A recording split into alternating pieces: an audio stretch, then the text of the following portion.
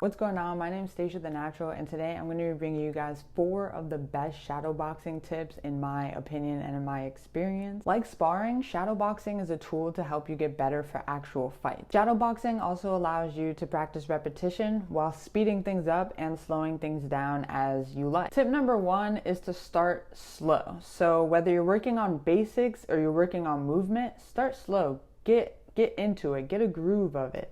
So what I usually do is when I say start slow, is the first round I'll just be working on movement. I'll just be working on moving around the ring, getting my legs under me, getting my legs and my feet together, my movement together. I'll be moving my head, working on defense.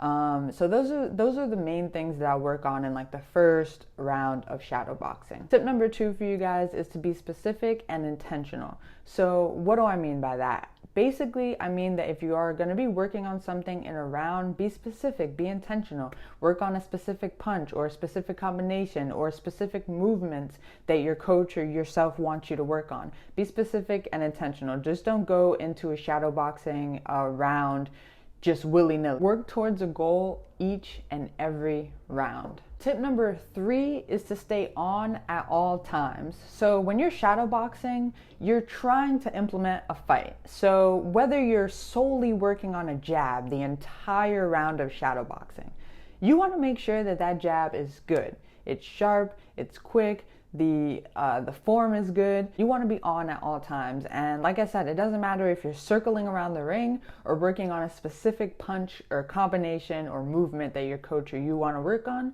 It doesn't matter what it is. You want to be on at all times. Tip number 4 for you guys is to keep common commands in your mind. And this kind of goes along with other things where you're being intentional and you're staying on at all times, but just keep those common commands in mind, especially if you're training on your own or kind of by yourself. So if you realize that in sparring or in fights, you realize that coaches or your coach specifically is telling you, hey, you should probably keep your hands up, or hey, bring your hands right back to your face, or maybe don't keep your left hand so low, or snap your wrist and bring it back. Whatever common commands you're hearing, keep those in mind, because they're not going to go away without you really being intentional about it. For me, it would be keeping my hands up. So I always try to think, all right, hands up. And another one for me is to jab. So often my coach would be like, jab, throw that jab out there. So that's a common command that I think of when I'm shadowboxing. The last and final tip for you is simply to just have fun.